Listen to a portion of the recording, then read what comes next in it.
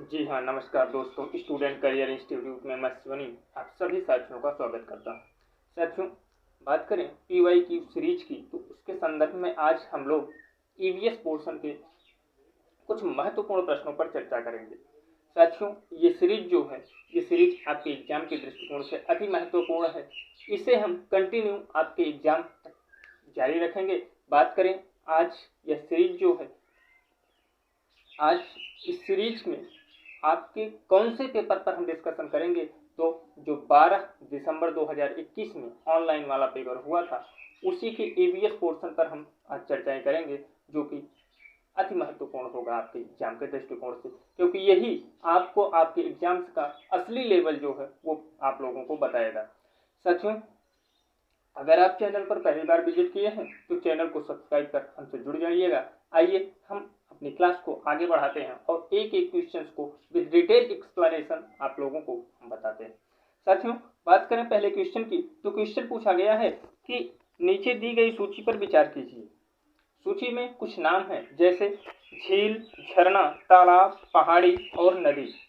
कह रहा है कि जो नीचे ये नाम दिए गए हैं, उपरोक्त सूची में से इनमें कौन सा इनमें से भिन्न है। मतलब चार जो 5 नाम दिए गए हैं, इसमें से 4 जो हैं वो किसी ना किसी रूप में एक दूसरे से कनेक्ट हैं, जबकि एक जो है वो और लोगों से क्या है, डिफरेंस है। तो ऑप्शन को हम देखते हैं। पहला ऑप्शन झील है, दूसरा ऑप्शन झरना है, तीसरा ऑप्शन जो है वो तालाब है, और चौथे ऑप्शन की बात करें तो वह पहाड़ी है। तो आप देख सकते हैं झील, झरना और तालाब जो है यह कहीं ना कहीं जल से इंटरकनेक्ट है, जल से जुड़ा हुआ है, लेकिन पहाड़ जो है यह जल से कनेक्टेड नहीं है। तो बात करें कि ऑप्शन में दिए गए चारों में से कौन सा अलग है, तो जो अलग है वह साथियों क्या नाम है, पहाड़ी है, और यह आपके ऑप्शन नंबर 4 में दिया गया है, और यही आपके प्रश्न का सही जवाब बन जाता है। बात करें इस प्रश्न के सही उत्तर की, तो ऑप्शन नंबर डी यानी 4 जो है यही आपके प्रश्न का सही जवाब है। आइए नेक्स्ट क्वेश्चन पर चलते हैं और बात करते हैं क्वेश्चन नंबर 67 की। अच्छा, ध्यान दीजिएगा, क्वेश्चन नंबर 67 पहले हम देख लेते हैं एक एक चीजें। थोड़ा सा क्वेश्चन आपका बड़ा है, ठीक है, तो एक मिनट। हाँ, देखिए, अब बात करें इस क्वेश्चन की। क्वेश्चन का अगर आप सीक्वेंस देखेंगे तो क्वेश्चन यह है 62, ठीक है। 62 क्वेश्चन की बात करें। अब आप सोच रहे होंगे तो हम तो दूसरा क्वेश्चन करा रहे हैं, तो आपका ये जो पेपर है बिल्कुल पेपर को ही हमने लिया, यहाँ कोई छेड़खानी नहीं हुई है पेपर के प्रश्नों के साथ। तो सीक्वेंस में वह अपने 1 2 3 1 से लेकर के 150 क्वेश्चन का सीरीज आपको मिलता ही मिलता है, तो उसी रूप में ये 62 है। जबकि ईवीएस की बात करें तो ये दूसरा प्रश्न है, ठीक है ना। देख सकते हैं दिया गया है कि नीचे दिए गए कथनों पर विचार कीजिए। आपको 4 कथन दिए गए हैं और फिर नीचे दिया गया, देखिए कि सही कथन बताइए। इन चारों कथनों में कुछ ऐसे स्टेटमेंट दिए गए हैं जो कि सही हैं, और कुछ ऐसे स्टेटमेंट दिए गए हैं जो कि गलत है। तो आपको सही पहचानना है, सही पहचान करके अपने उत्तर को सेलेक्ट करना है। तो पहला है कि गुजरात में लोग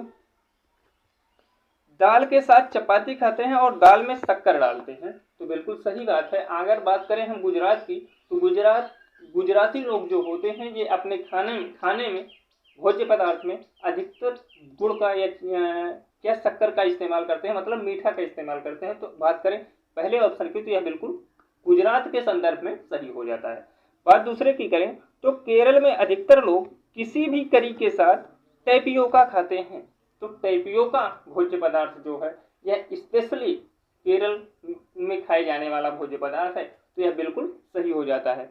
फिर नेक्स्ट करें कि कश्मीर के लोग नारियल के तेल में बनी समुद्र की मछली खाते हैं। तो आप थोड़ा सा कश्मीर रीजन को अपने दिमाग में लाइए और सोचिए कि क्या कश्मीर के आसपास कहीं भी समुद्र है।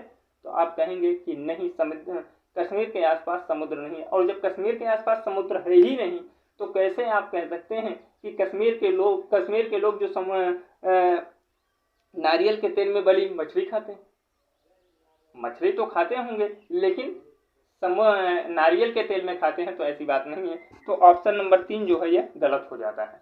आइए चौथे को देते हैं। कह रहा है कि गोवा के लोग सरसों के तेल में बनी मछली खाते हैं, ये तीसरा और चौथा जो है यह एक दूसरे को के आंसर को पलट दिया, ठीक है ना। तो इस प्रकार से तो अगर बात करें सरसों में तेल में बनी मछली तो ये आपके कश्मीर में चला जाएगा, तो इस प्रकार से ये भी गलत हो जाता है। तो आप देख लीजिए कि कौन सा ऑप्शन ऐसा है जिसमें ए और बी दिया गया है, वही आपके प्रश्न का सही जवाब बन जाएगा। तो पहला ऑप्शन देखते हैं, ए और बी पहले ही ऑप्शन में मिल जाता है और यही आपके प्रश्न का सही जवाब बन जाता है, नीचे जाने की आपको आवश्यकता ही नहीं।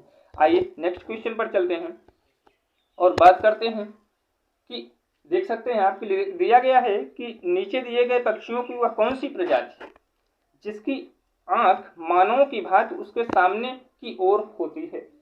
आप देख सकते हैं कि एक मनुष्य की आंख जो है वो बिल्कुल बिल्कुल सामने होती है। तो ऑप्शन जो दिए गए हैं उसमें यही पूछा गया। पहला ऑप्शन है राजिन चिड़िया, दूसरा ऑप्शन है वीवर चिड़िया या पक्षी, तीसरा ऑप्शन है कलचिड़ी और चौथा ऑप्शन है उल्लू। तो आप लोग उल्लू यानी आउल को देखे होंगे जिसके बिल्कुल फेस पर यानी बिल्कुल सामने की तरफ आंख होती है, तो यही आपके प्रश्न का सही जवाब बन जाता है। साथियों, जो प्रश्न अगर लगेगा या जिसमें एक्सप्लेनेशन की बातें होंगी वह बिल्कुल आपको समझाई बताई जाएंगी, लेकिन जिसमें एक्सप्लेनेशन की बातें नहीं है, स्ट्रेट फॉरवर्ड आंसर्स हैं, उन्हें हम जल्दी जल्दी करेंगे ताकि आपकी टाइम जो है, आपके बहुमूल्य समय जो है उसका सदुपयोग हो सके। आ जाइए हम नेक्स्ट क्वेश्चन पर चलते हैं और बात करते हैं क्वेश्चन नंबर 64 की। 64 में कुछ आवास दिए गए हैं और साथ में कुछ प्रदेश दिए गए हैं, इनको मिलाने की बात कही गई है। आइए हम एक एक ऑप्शन को देखते हैं, ठीक है ना। पहला है मोलन गांव असम, ठीक है ना। क्या है? मोलन गांव असम।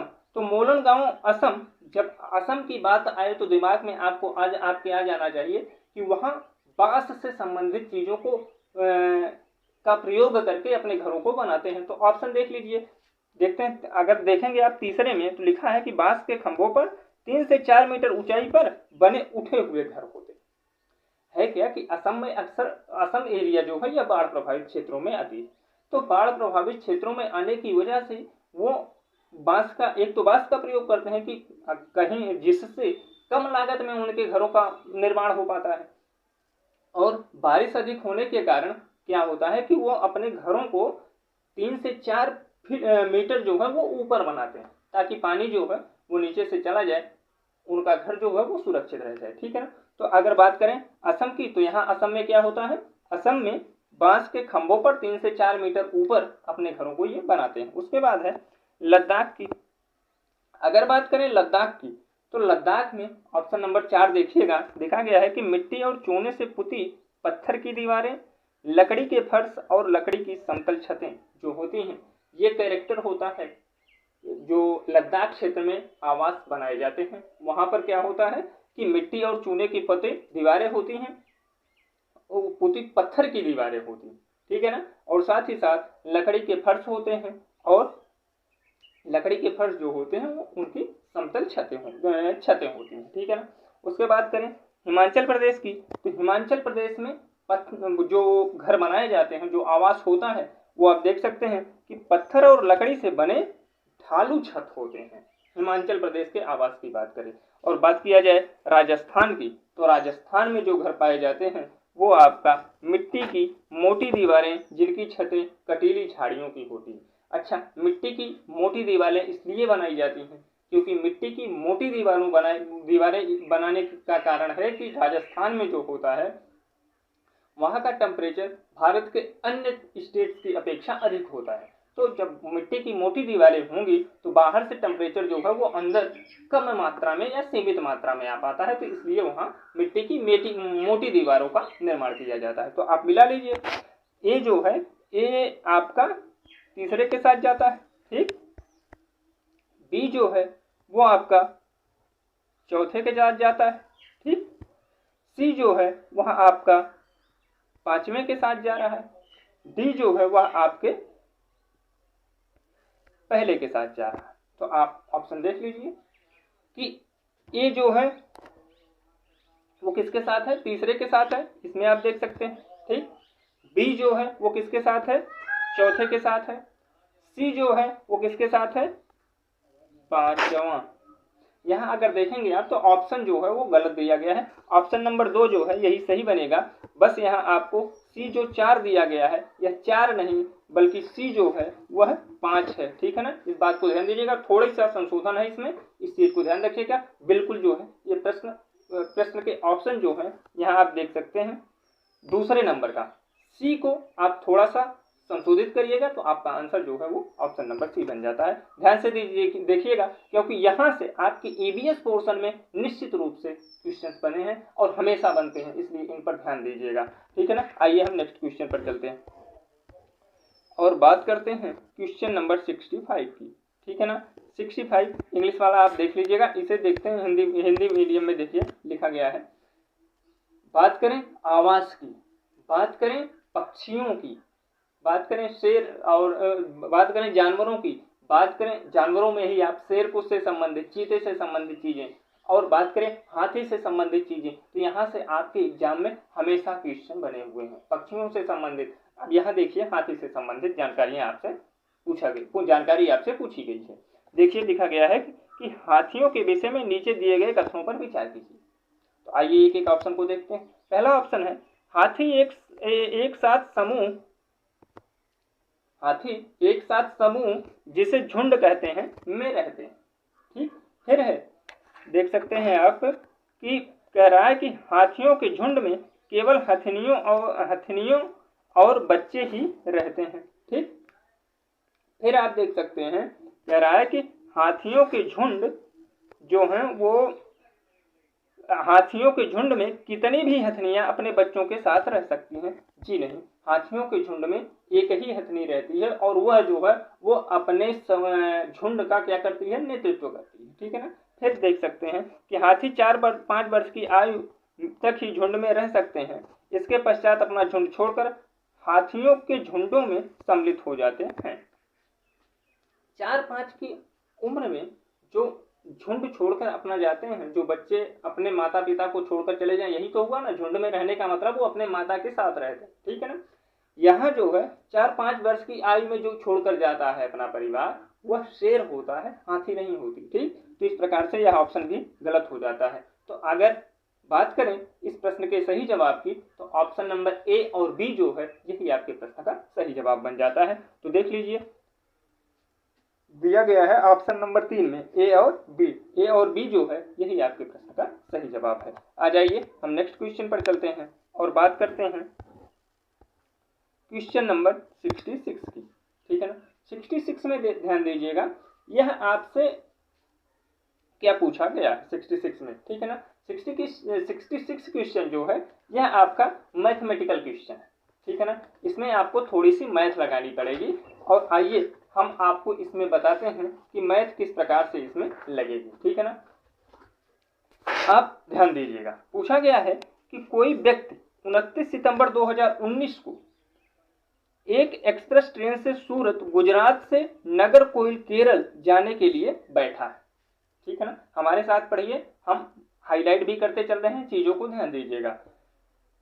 यह ट्रेन सूरत से, ध्यान दीजिएगा, सूरत से 20:45 पर निकलती है। ठीक, फिर कह रहे हैं क्या, ध्यान दीजिएगा 29 सितंबर को, उसके बाद कह रहे हैं कि 1 अक्टूबर 2019 को 12:45 बजे नागरकोइल केरल पहुंच जाती। ठीक, फिर है कि यदि सूरत से नागरकोइल के बीच की ट्रेन मार्ग की दूरी 2200 किलोमीटर है तो इस यात्रा में ट्रेन की औसत चाल थी। आइए हम इसे सॉल्व करते हैं।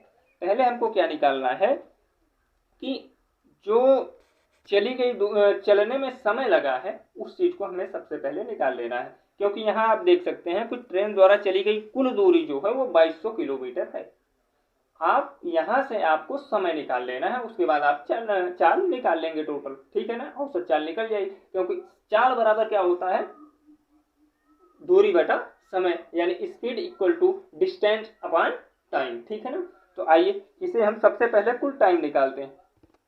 देखिए बात को सुनिए, अगर बात करें हम 29 सितंबर की, ठीक, 29 सितंबर को 20:45 पर ट्रेन जो है वो चल जाती है। ठीक, 20:45 पर। अब 29 के बाद आप आ जाइए 30 सितंबर को। ठीक, 30 सितंबर को 20:45 पर आप जाएंगे तो आप देखेंगे कि टोटल कितना हो गया, 24 घंटा ये मिला करके। ठीक, अगर अब बात करें कि सितंबर जो है वो कितने दिनों का महीना होता है, 30 का होता है कि 31 का, तो सितंबर जो है ये 30 का महीना होता है, ना कि 31 का। ठीक, अब आपको यहाँ से सीधे कितने पर चला जाना है, 1 अक्टूबर को चला जाना, 1 अक्टूबर पर चले जाना है। ठीक, अब 1 अक्टूबर को कितनी ट्रेन चली है, 12:45 तक चली। तो अब आपको देखना है, जबकि आप देख रहे हैं कि 30 को 20:45 पर ही 24 घंटा कंप्लीट हो गया। अब आपको यहाँ क्या करना है, 1 अक्टूबर 20:45 यानी आप शाम की बात हो रही है 20:45।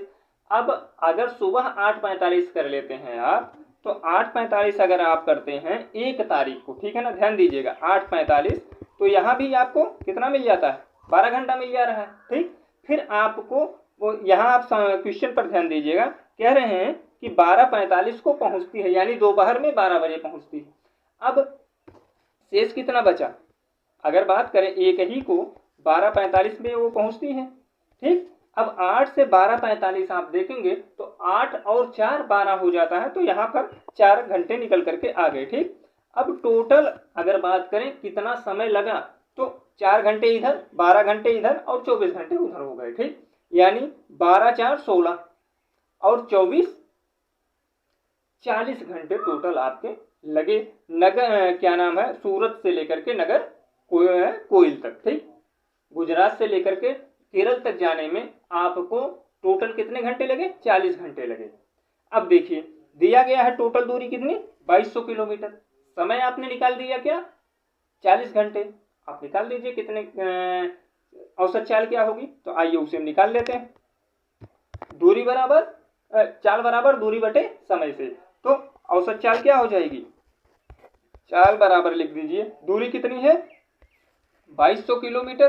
ठीक, और अभी अभी आपने टाइम निकाला, टाइम कितना था 40 घंटे। ठीक, 0 से 0 कैंसिल, अब 4 से 220 को डिवाइड कर लीजिए, 4 25 20 और बीचा कैरी कितना 2, फिर ये 20 हो गया, 4 25 20। पूरे औसत चाल की बात करें तो 55 किलोमीटर पर आवर हो जाएगा, जो कि आपके ऑप्शन नंबर 3 में दिया गया है, और यही आपके प्रश्न का सही जवाब है। आप अगर चीजें आपको समझ में आ गई तो ठीक है, नहीं समझ में आई तो एक बार वीडियो को बैक कीजिएगा और फिर से देखिएगा, चीजें बिल्कुल स्पष्ट हो जाएंगी। इस पर बेस्ड एक क्वेश्चन आपको जरूर मिलेगा। ठीक है ना, आ जाइए नेक्स्ट क्वेश्चन पर चलते हैं और बात करते हैं क्वेश्चन नंबर 67 की। 67 की बात करें तो देखिए पूछा गया है कि निम्नलिखित राज्यों में से किसके बगीचों में तेज पत्ता, छोटी इलायची, बड़ी इलायची और काली मिर्च उगते हैं। तो आप जानते हैं कि भारत में मसालों का राज्य किसे कहा जाता है, या मसालों का बगीचा किसे कहा जाता है, तो वह राज्य जो है साथियों उसे केरल कहते हैं। ऑप्शन में जहां भी केरल है वही आपके प्रश्न का सही जवाब है। बात करें इस प्रश्न के सही जवाब की तो ऑप्शन नंबर 3 बन जाता है। आ जाइए नेक्स्ट क्वेश्चन पर चलते हैं और बात करते हैं 68 की। 68 में देखिए क्या दिया गया। 68 की बात करें तो 68 में जो दिया गया है, एक एक को देखिए। निपोन्थिस के विषय में कुछ नीचे दिए गए कथनों पर विचार कीजिए। निपोन्थिस मतलब अगर बात करें इसके हिंदी वर्जन की, तो हिंदी इसे हम घटपर्णी कहते हैं या कीटभक्षी पौधा कहते हैं। घटपर्णी ही कहते हैं, कीटभक्षी भी इसे कहते हैं। तो आइए हम इसे देख लेते हैं। क्वेश्चन नंबर 68 की बात करते हैं, है ना। आगे देखिए दिया गया है कि यह पौधा कीड़ों मकोड़ों, मेढक और चूहों को फंसाकर उनका शिकार करता है। यह बात बिल्कुल सही है। यह कीड़ों मकोड़ों साथ में साथ छोटे चूहों या छोटे मेढकों को खा जाता है। ठीक है, तो ये बात तो सही है। फिर कह रहे हैं कि यह पौधा हमारे देश में नहीं पाया जाता। बात गलत है। यह आपके पूर्वोत्तर राज्यों में, खासकर मेघालय राज्य की बात करें तो वहाँ निपोन्थिस पाया जाता है, घटपर्णी पौधा पाया जाता है। यह बात तो गलत हो गई। ठीक, उसके बाद बात करें, यह पौधा कीड़े मकोड़ों को खींचने के लिए मोहक आवाज निकालता है। नहीं मित्र, यह मोहक आवाज नहीं बल्कि इससे एक स्मेल निकलती है जिसको जो कि जब वातावरण में फैलती है तो इससे उससे जो है वो कीड़े मकोड़े जो हैं उसकी तरफ खिंचते जाते हैं। ठीक है ना। फिर है कि इसका आधार घड़े जैसा होता है जिसका मुंह पत्ते से ढका रहता है। कोई भी कीड़ा मकोड़ा इसके मुंह के ऊपर पहुंचते ही इसमें फंस जाता है और बाहर नहीं निकल पाता। बिल्कुल सही बात है। यानी जिस ऑप्शन में ए और डी दिया गया है वही आपके इस प्रश्न का सही जवाब बन जाता है। बात करें घटपर्णी पौधे की तो घटपर्णी पौधे से संबंधित जो क्वेश्चन है वह आपके एग्जाम में हमेशा बना हुआ है, इसलिए यह प्रश्न जो है वह आपके एग्जाम के दृष्टिकोण से महत्वपूर्ण बन जाता है। तो ऑप्शन नंबर 2 जो है ए और डी यही आपके प्रश्न का सही जवाब बन जाता है। आ जाइए नेक्स्ट क्वेश्चन पर चलते हैं और बात करते हैं क्वेश्चन नंबर 66 की। क्वेश्चन नंबर 66 जो है यह पूछा गया है आपकी दांडी यात्रा से संबंधित, और ऑप्शन जो इसमें दिए गए हैं वो चारों के चारों ऑप्शन गलत है। आप प्रश्न देखिए कि दांडी यात्रा भारत की आजादी से पहले महात्मा गांधी जी के जीवन की एक महत्वपूर्ण घटना थी। यह घटना हुई थी। तो बात करें यह घटना कब घटित हुई थी तो इस घटना की बात करें तो यह घटना 12 मार्च 1930 से लेकर के 5 अप्रैल, ध्यान दीजिएगा, 5 अप्रैल 1930 तक यह घटना जो है वो चली थी। जबकि ऑप्शन की बात करें तो किसी भी ऑप्शन में 1930 नहीं दिया गया है। तो इस प्रश्न के सही जवाब की बात करें तो मैंने आपको इस प्रश्न का सही जवाब दे दिया है। ऑप्शन की बात जो है उसे छोड़िए। ठीक है ना। आ जाइए नेक्स्ट क्वेश्चन पर चलते हैं और बात करते हैं क्वेश्चन नंबर 70 की। ठीक है ना। क्वेश्चन नंबर 70 में है कि नीचे दिए गए किस रोग के प्रकरण में डॉक्टर रोगियों को गुड़, आंवला, हरी पत्तियों वाली सब्जियों के खाने की सलाह देता है। तो आप ध्यान दीजिएगा कि गुड़ कहाँ कब खाया जाता है, आंवला कब खाया जाता है, हरी पत्तियां कब खाई जाती हैं। यानी ये जो आपको भोज्य पदार्थ या फूड मटेरियल्स बताए गए हैं इनमें किस न्यूट्रिएंट्स की अच्छी खासी मात्रा पाई जाती है। तो आप जानते हैं कि गुड़ में क्या पाया जाता है, आयरन पाया जाता है। आंवले में क्या पाया जाता है, आयरन पाया जाता है। हरी पत्तेदार सब्जियों में क्या पाया जाता है, आयरन पाया जाता है। तो ये जो होते हैं, अगर आप इनमें जो बीमारियां दी गई हैं, मियादी बुखार दिया गया है, एनीमिया दी गई है, चिकनगुनिया दिया गया है, डेंगू दिया गया है, तो आयरन की कमी से जो योग होता है वह एनीमिया है साथियों। तो एनीमिया जो है यही आपके प्रश्न का सही जवाब बन जाता है, ऑप्शन नंबर 2। ठीक है ना। आ जाइए नेक्स्ट क्वेश्चन पर चलते हैं और बात करते हैं क्वेश्चन नंबर 71 की। 71 आइए देखते हैं 71 में क्या पूछा है कि माउंट एवरेस्ट के विषय में निम्नलिखित कथनों पर विचार कीजिए। माउंट एवरेस्ट विश्व की सबसे ऊंची चोटी पाई कहाँ जाती है, लोकेट कहाँ है, नेपाल में। ठीक है ना। आइए देख लेते हैं। यह हमारे देश का भाग है, यह हमारे देश का भाग है। तो हमने तुरंत ही बताया कि कहाँ लोकेटेड है, नेपाल में है। यह आपके देश का भाग नहीं हुआ। ठीक।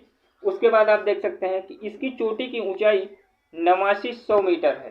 तो आप जानते हैं कि एवरेस्ट चोटी की ऊंचाई जो है वह कितनी है, वह है 8848 मीटर। कितनी है, 8848 मीटर एनसीईआरटी कहती है। ठीक। तो इस प्रकार से लगभग 8900, अगर कह सकते हैं लगभग 8900 है। ठीक है ना। उसके बाद नेक्स्ट देख लेते हैं। बछेंद्री पाल इस पर्वत की चोटी पर कदम रखने वाली भारत की पहली महिला बनी थी। बात बिल्कुल सही है यह भी। नेक्स्ट क्या है, नेक्स्ट को देख लेते हैं। नेक्स्ट की बात करें तो आप देख सकते हैं नेक्स्ट को कह रहा है कि इस पर्वत की चोटी पर हमारे देश का राष्ट्रीय ध्वज सर्वप्रथम, क्या कह रहा है, राष्ट्रीय ध्वज सर्वप्रथम 23 मई 1994 की दोपहर को गाड़ा गया था। यह बात गलत है। अगर बात करें कि एवरेस्ट पर सबसे पहले तिरंगा कब फहराया गया था, कब गाड़ा गया था, तो वह 1994 की बात नहीं है, वह बात 1953 की है। नोट कर लीजिएगा। सबसे पहले बात की जाए कि एवरेस्ट पर तिरंगा कब फहराया गया था तो वह 1953 में फहराया गया था। तो आप देख सकते हैं कि नियर अबाउट ये आपका जो 8900 मीटर दिया गया है तो ये लगभग 8900 है, तो इसलिए इस प्रश्न के सही जवाब की बात करें तो जिस ऑप्शन में बी और सी दिया गया है, क्योंकि यही ऑफिशियल आंसर की भी मानता है इस प्रश्न को, ये 8900 लगभग सही मान रहा है, तो हमें लगभग आंसर हम दे सकते हैं। तो इस प्रश्न के सही जवाब की बात करें तो बी और सी जो है यही आपके प्रश्न का सही जवाब बन जाता है, यानी ऑप्शन नंबर 2। आ जाइए नेक्स्ट क्वेश्चन पर और बात करते हैं क्वेश्चन नंबर 72 की। 72 क्वेश्चन जो है यह भी आपके एग्जाम का फिक्स क्वेश्चन, यहाँ से आपके एग्जाम में क्वेश्चन बनते ही बनते हैं, हर बार बनते हैं। ध्यान से देखिए, एक बार देखेंगे इसके बाद आपको यह हमेशा याद हो जाएगा। ठीक, सबसे पहले हम देख लेते हैं कि यह जो है नॉर्थ होता है। ठीक, एक मिनट, हाँ नॉर्थ हो गया, यह साउथ हो गया। ठीक, यह ईस्ट हो गया, यह वेस्ट हो गया। ठीक, यह आप बना लीजिए जब भी ऐसे क्वेश्चन आपको देखने को मिले। ठीक, अब आपको क्या करना है, अब आपको करना है कि ये कह रहे हैं कि एक डॉक्टर, हमारे साथ चलिए हम पढ़ रहे हैं, आप एक एक जैसे जैसे पढ़ते हैं वैसे वैसे हम क्वेश्चन को सॉल्व करते हैं। कह रहा है कि यह एक डॉक्टर का घर एक्स पर स्थित है, तो चलिए हम यहाँ एक्स को मान लेते हैं। ठीक, कह रहे हैं कि तथा उसका अस्पताल वाई पर स्थित है। वाई को अभी छोड़ दीजिए क्योंकि आगे अभी इसकी स्थिति बनेगी, तो अभी हम उसे बना लेते हैं। फिर कह रहा है कि डॉक्टर के घर से अस्पताल जाने के लिए कोई सीधी सड़क नहीं है। ठीक, फिर कह रहा है अतः डॉक्टर पहले ए पर जाते हैं जो कि एक्स के ठीक पूर्व में 500 मीटर दूरी पर है। तो आप एक्स से ठीक पूर्व में जाइए जो कि 500 मीटर है। ठीक है ना, और यहाँ आप किस पर आ रहे हैं, यहाँ आप ए पर आ रहे हैं। ठीक, ये बन गया। उसके बाद कह रहे हैं फिर वह बी पर जाता है जो ए के ठीक दक्षिण में 400 मीटर दूरी पर है। तो साउथ नीचे है, नीचे आ जाइए, बी पर आप आते हैं तो यहाँ आप 400 मीटर चल करके आ गए। ठीक, उसके बाद देखिए कह रहा है फिर वह सी पर जाता है। ठीक, सी पर जाते हैं जो बी के ठीक 90 मीटर पर है। ठीक है ना, तो बी के ठीक 90 मीटर जाने पर, बी के ठीक 90 मीटर जाने पर क्या करना है आपको, पश्चिम दिशा में जाना है। तो आप यहाँ से पश्चिम दिशा में चले गए 90 मीटर। ठीक, यहाँ आ गए। उसके बाद क्या कर रहा है, और अंत में वह अपने अस्पताल पर पहुंचते हैं। बी 90 मीटर गया तो कहाँ पहुंचा, सी पर पहुंच गया। ठीक, और कहते हैं अपने अस्पताल पर पहुंच जाते हैं सी के ठीक उत्तर दूरी पर, सी से ठीक 80 मीटर उत्तर की दूरी पर। तो यहाँ से वो लगभग 80 मीटर ऊपर जाते हैं उत्तर, और यहीं वाई जो है वह उनका अस्पताल। ठीक, अब कह रहा है कि अस्पताल के सापेक्ष डॉक्टर के घर की दिशा क्या है। तो आप ध्यान दीजिएगा कि ये वाई अस्पताल है। ठीक है ना, वाई से एक्स यानी डॉक्टर के घर की दिशा क्या है, तो यही दिशा जो है यही बन रही है। ठीक है ना, यही दिशा, यानी वाई से एक्स की दिशा क्या है, ध्यान दीजिएगा, एक तो ऊपर जा रही है, दूसरे पश्चिम की तरफ जा रही है। ठीक, यानी उत्तर पश्चिम जो है वही जो है आपके प्रश्न का सही जवाब हो जाएगा, जो कि ऑप्शन नंबर 2 में दिया गया है, और यही आपके प्रश्न का सही जवाब है। अगर चीजें थोड़ी सी भी कहीं से कंफ्यूज कर रही होंगी आपको, तो इसे आप थोड़ा सा वीडियो बैक करके देखिएगा, फिर से चीजें आपको स्पष्ट हो जाएंगी। आ जाइए हम चलते हैं नेक्स्ट क्वेश्चन पर, और क्वेश्चन नंबर 73 की बात करते हैं, 73 की बात करते हैं। कह रहा है कि रेगिस्तानी ओक नामक पेड़ के बारे में निम्नलिखित में से कौन सा कथन सही नहीं है। तो देख लीजिए, इसमें पत्तियों की जगह कांटे होते हैं, नहीं, रेगिस्तानी ओक जो होते हैं इसमें पत्तियों की जगह कांटे नहीं होते बल्कि छोटी छोटी पत्तियां पाई जाती हैं। ठीक, इसकी जड़ें उथली होती हैं, बिल्कुल गलत बात। इसकी जड़ें जो होती हैं ये, इसकी कौन सा ऑप्शन सही नहीं है, इसकी जड़ें उथली होती हैं, नहीं, इसकी जड़ें जो है वो बहुत नीचे तक गई होती हैं, उसकी जड़ें उथली नहीं होती हैं। उसके बाद आप देख सकते हैं कि यह अपने तने में जल संरक्षित करता है, तो बिल्कुल सही बात है। जो रेगिस्तानी ओक होता है यह अपने तने में जल संरक्षित करता है, यह सही बात। ठीक, फिर कह रहे हैं कि यह 8 मीटर से अधिक ऊंचा होता है। नहीं, रेगिस्तानी ओक जो कि ऑस्ट्रेलिया में पाया जाता है यह 8 मीटर नहीं बल्कि लगभग 4 मीटर ऊंचा होता है। अगर बात करें फीट में तो लगभग ये मान के चलिए कि 4 फीट ऊंचा होता है। ठीक है ना। तो इस प्रकार से आप ध्यान दीजिएगा कि प्रश्न बना है कि रेगिस्तानी ओक नामक पेड़ के बारे में निम्न में से कौन सा कथन सही नहीं है। सही नहीं पूछा है, जबकि 3 ऑप्शन जो है इसमें गलत बताए गए हैं। ठीक है ना। तो जो 3 ऑप्शन गलत बताए गए हैं ये बात ये नहीं बल्कि सही पूछना था। अच्छा, इंग्लिश में भी मिसप्रिंट है और हिंदी में भी मिसप्रिंट।